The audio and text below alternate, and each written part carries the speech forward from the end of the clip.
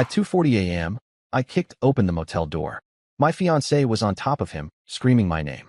Then he lunged at me. The phone buzzed twice on the nightstand before I even opened my eyes. It wasn't a normal time for anyone to be contacting me.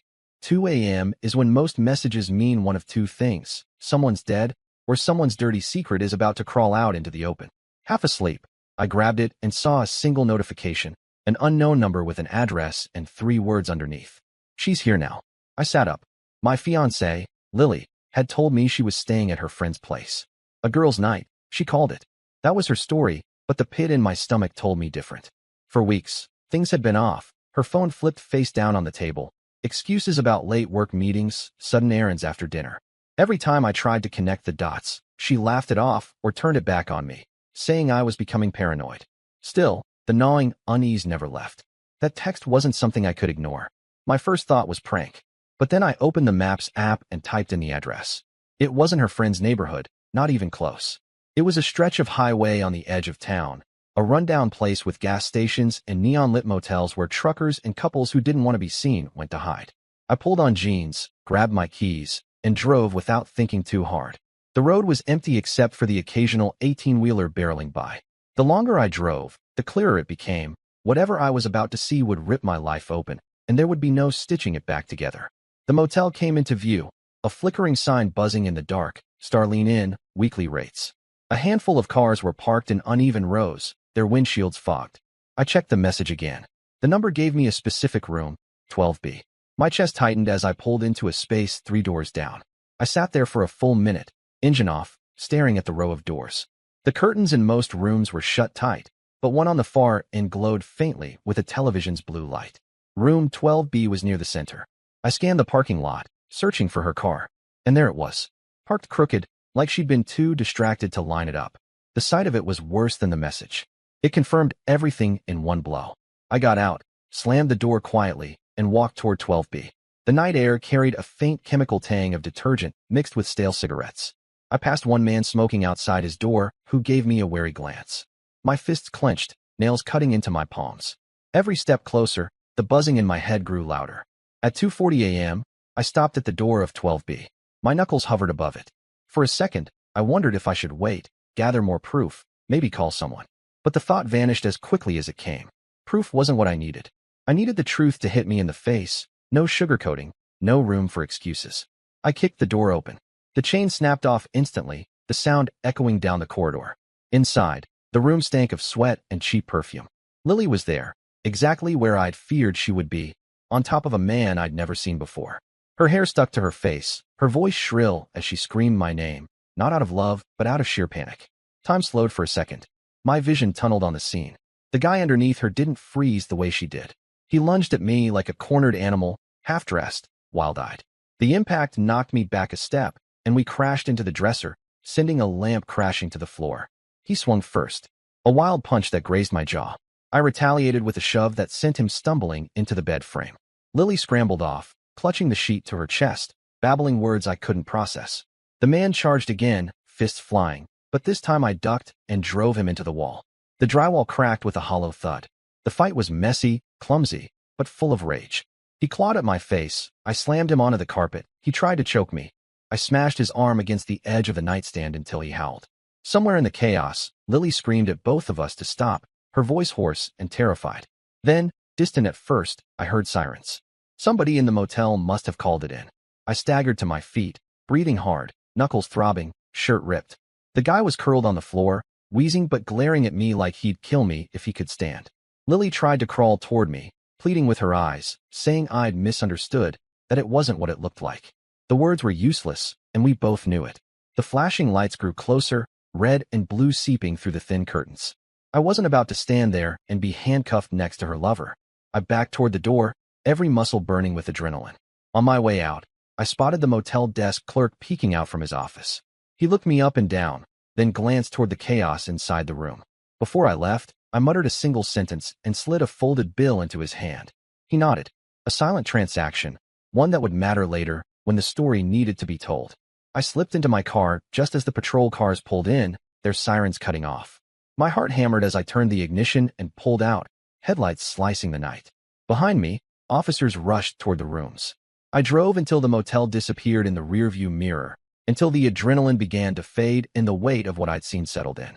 At home, I locked the door and sat in the dark, trying to catch my breath. My phone lit up over and over, her name filling the screen. Dozens of missed calls, text after text.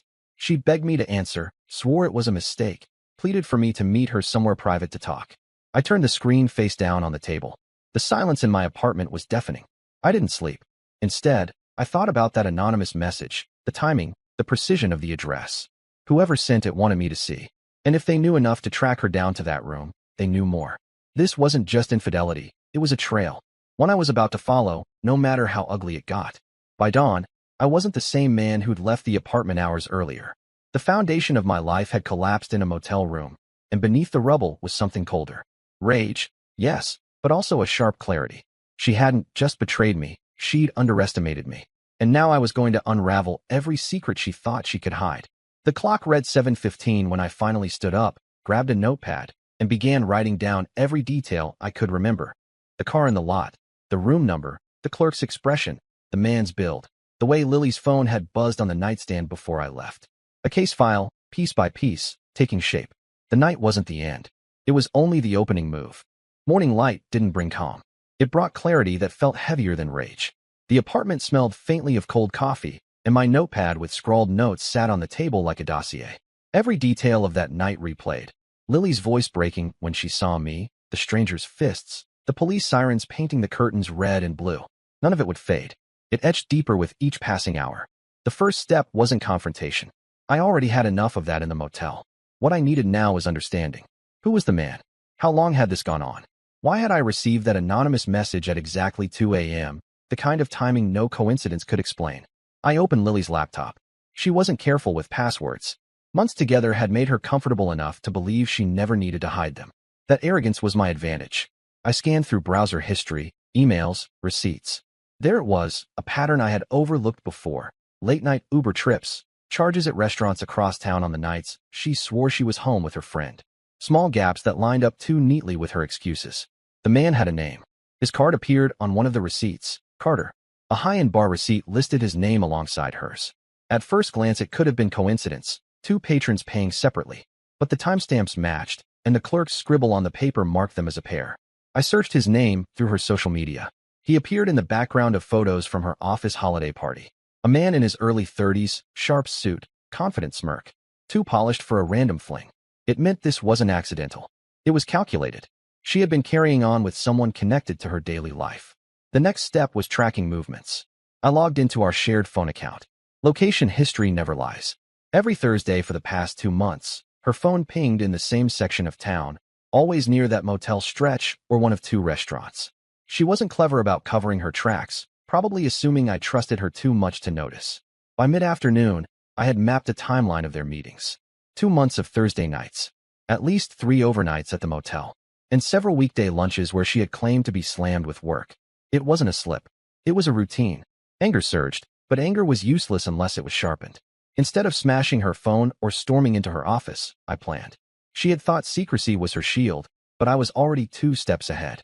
The anonymous message still bothered me. Someone had wanted me to see the truth. It meant Lily and Carter weren't as discreet as they believed. Someone close enough to notice had grown tired of watching. The clerk at the motel had eyes on them, sure, but why would he risk sending me a text? It had to be someone who knew both of them. I considered Lily's friend circle. One of them might have snapped, unable to watch her betray me while pretending to support our engagement. Or it could have been someone from Carter's side. Maybe he wasn't as free as he looked. Maybe there was another person he had betrayed along the way. That evening, I left the apartment and drove back to the Starline Inn. The same buzzing neon sign glared at me. The clerk was still there, perched behind his desk with a magazine. His expression barely shifted when he saw me. Without a word, I slid another folded bill across. He pocketed it and leaned forward. He remembered her. He remembered the man. Not their names, but enough details to match what I already knew. They'd been there before, always cash, always room 12B or 15. Once a week, never more, but always consistent. The last time before last night had been the Thursday before. He hadn't sent the message, though. His shrug was genuine, and the way he avoided my eyes told me he wanted nothing more to do with it. I left unsatisfied, but not empty-handed. At least I confirmed their pattern, and the clerk had no reason to lie. His money was already pocketed. Back home, Lily's messages kept flooding in. Pleased to talk, promises to explain. She wanted a meeting, a private conversation, a chance to spin her story before it spread. I ignored every attempt. Silence was louder than any confrontation. Instead, I dug deeper. Carter's name led me through corporate directories. He wasn't just a coworker. He was her direct superior.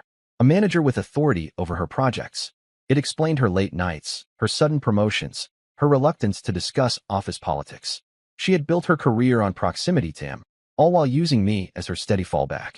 The hypocrisy tasted bitter, but it also revealed leverage. If I exposed them, it wasn't just betrayal, it was workplace misconduct. He risked his job. She risked hers. That knowledge steadied me. The next few days, I watched her unravel from a distance. She showed up at my apartment twice. I didn't open the door. Through the peephole, I saw her pacing, knocking, her eyes rimmed red. She left notes slid under the door. I didn't read them. Each unanswered attempt made her more frantic. By Friday, the escalation came. A pounding at the door at midnight. This time it wasn't Lily, it was Carter. Two men stood behind him, broad-shouldered, the type who thought intimidation solved problems. My building's security camera caught the scene. Carter demanding to be let in, his men shifting like enforcers waiting for orders. I stayed silent, lights off, camera rolling. They pounded for 10 minutes before leaving, muttering threats loud enough for the microphone to catch. It was sloppy, reckless, and exactly the kind of ammunition I needed. I spent the rest of the night reviewing the footage. Carter's arrogance had given me more than enough to work with. This wasn't a simple affair anymore. It was a game of power, and he'd overplayed his hand. Saturday, I made copies of everything. Receipts, location history, camera footage of their threats, screenshots of Lily's texts. A digital folder grew thicker by the hour.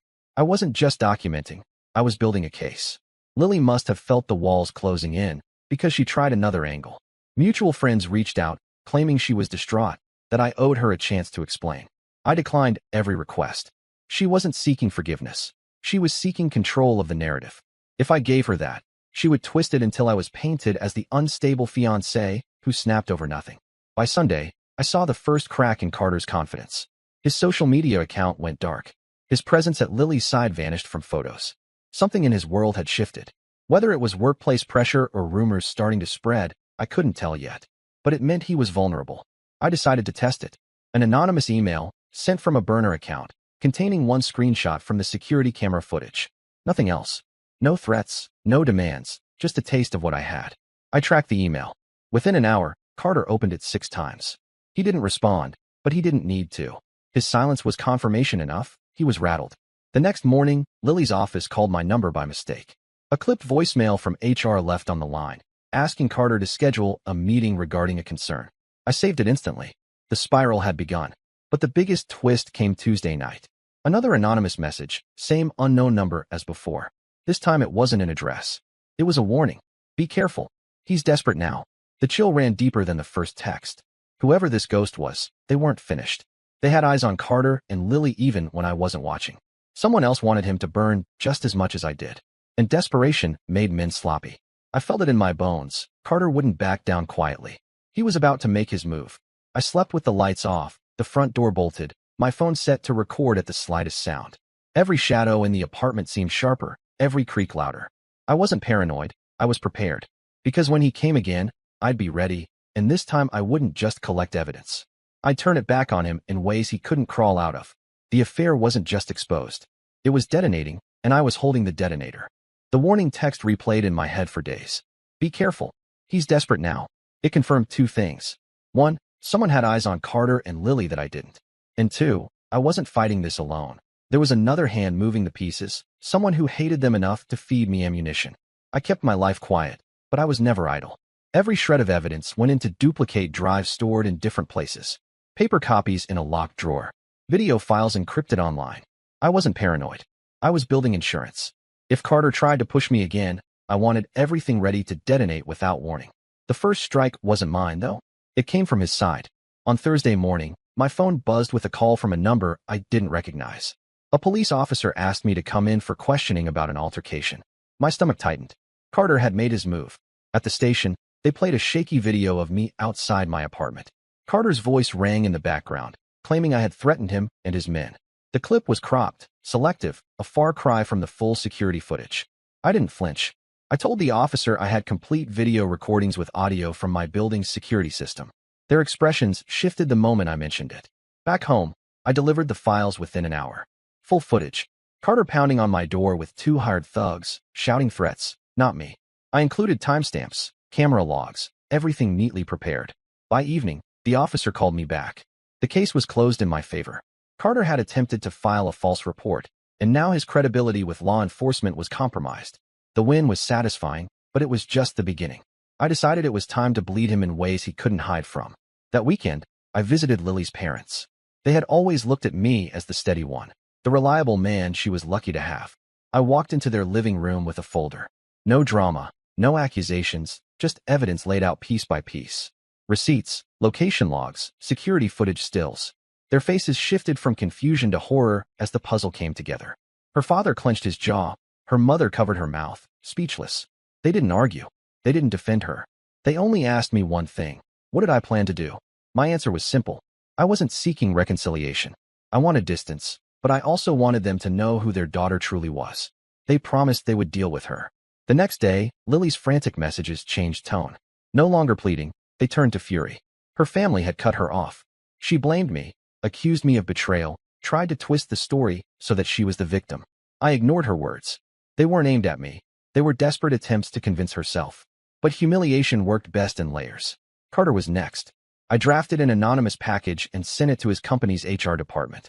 Inside, evidence of his relationship with Lily, timestamps proving they met during work hours, and notes connecting promotions she received to his direct involvement. I didn't include everything, just enough to open the door to investigation. Within a week, whispers spread through her office. Lily lost assignments. Carter stopped showing up to team meetings. He had power once, but authority crumbles fast when suspicion attaches to it. Still, I didn't stop there. Psychological pressure was as effective as evidence. I sent Carter another anonymous email, this time with a single sentence. You don't know what I have left. Attached was a blurred still frame of him at the motel, just recognizable enough to shake him. He didn't reply, but his behavior told the story. Mutual friends saw him drinking heavily at bars, his usual arrogance eroded. Lily began showing up at his apartment in daylight, desperate for scraps of reassurance. They weren't united by passion anymore. They were chained together by mutual destruction. The escalation came on a Tuesday afternoon. I was leaving a coffee shop when Lily appeared, blocking my path. Her face was pale, hair unkempt, eyes bloodshot. She demanded answers in a voice louder than the street noise around us. People stared as she flailed, her words tumbling out about ruined reputations, her parents turning on her, whispers at work. She tried to force the blame on me in front of strangers, painting herself as the wounded partner. I let her rant. The longer she spoke, the more onlookers pulled out phones, recording her meltdown. When she realized she had no control of the scene, she bolted, face burning with shame. By evening, videos of her shouting circulated online among acquaintances. Humiliation wasn't just private anymore, it was viral. Carter, desperate, tried another counterstrike. This time he cornered me in a parking lot. His fists clenched, veins bulging, he looked ready to break. Instead of engaging, I raised my phone, screen already recording, thumb hovering over send. I reminded him without words that every move he made was documented.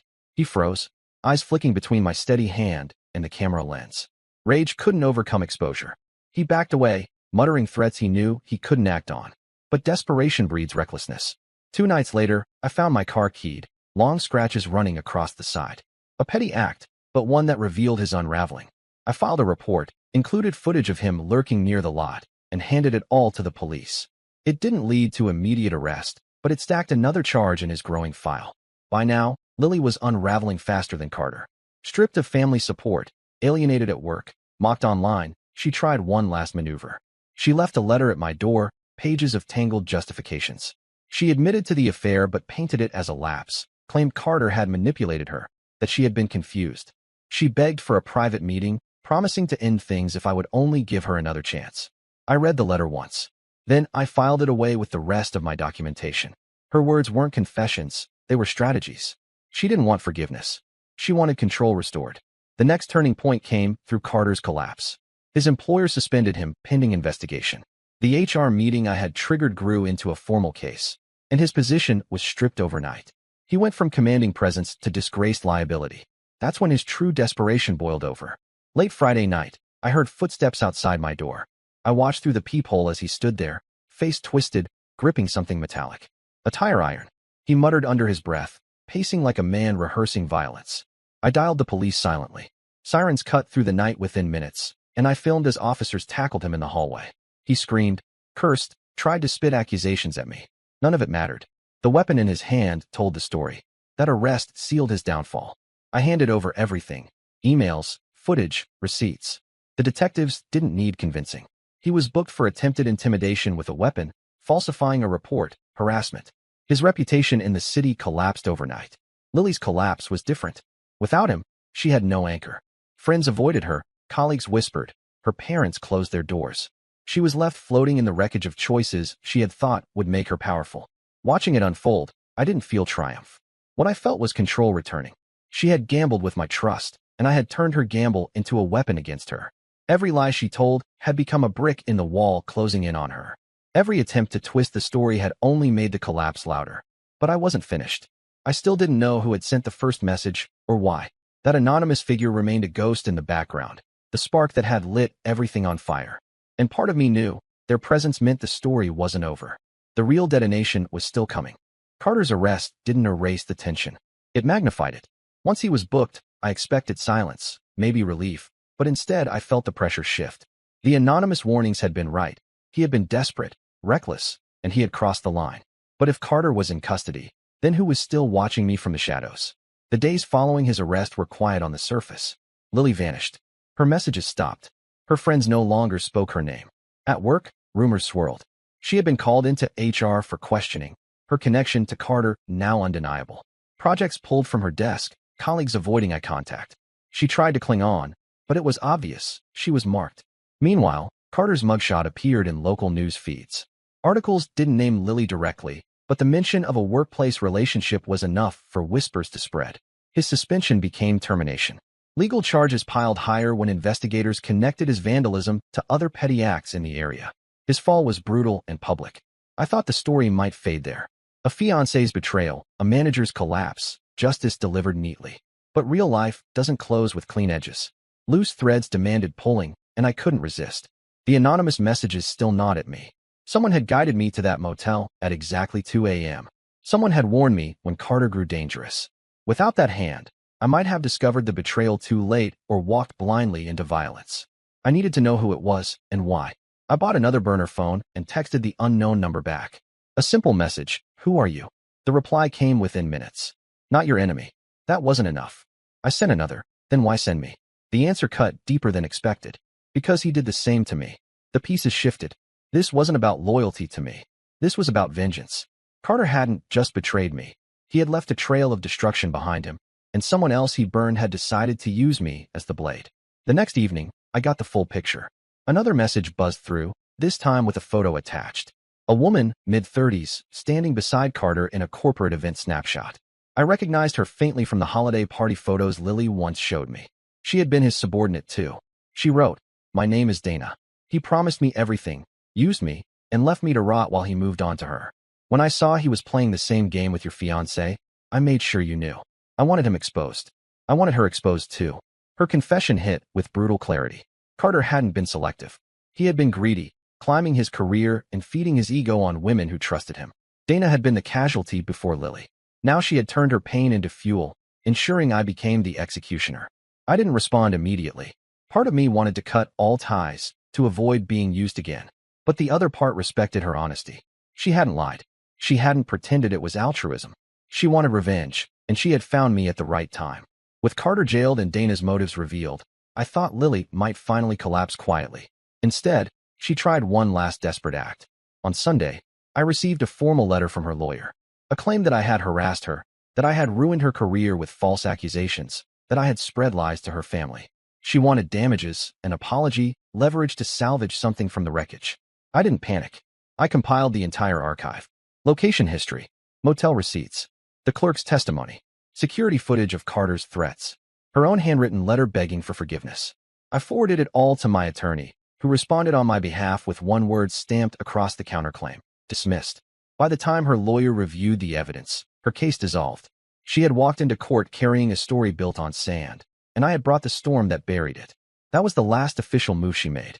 When it failed, her silence was permanent. Friends later told me she had moved into a small rented room near the outskirts of town, living paycheck to paycheck on temp jobs, her resume poisoned by whispers and gaps she couldn't explain. She became invisible in the same city where she once flaunted her rise. Carter's fall was worse. His trial stretched for months, the charges sticking one by one: false police report, vandalism, attempted intimidation. His arrogance turned into rage in court, but rage only hardened the case against him. He was sentenced to 18 months. His career was gone before the cell door even shut. As for Dana, she disappeared back into her own life. We never met in person. She didn't want to. Her role was done, her vengeance complete. Occasionally, I'd see her name pop up in company memos online, attached to another firm she had joined. She had moved forward. Perhaps lighter, perhaps not. But she had gotten what she wanted: Carter's destruction. And me? My life didn't snap back into place. Engagement gone, trust shattered, nights restless. But I didn't collapse either. I rebuilt in small steps. Sold the apartment, moved across town, started running in the mornings just to clear the weight from my chest. I wasn't chasing new love. I was chasing silence, the kind that didn't hide lies in the corners. Looking back, the motel door at 2:40 a.m. wasn't just the moment I caught a fiancé's betrayal. It was the moment the entire facade cracked open, exposing not just Lily's lies but the web Carter had woven, the trail Dana had suffered, the arrogance of people who believed secrets could be hidden forever. Consequences didn't land all at once. They rippled outward. Lily lost her family, her career, her reputation.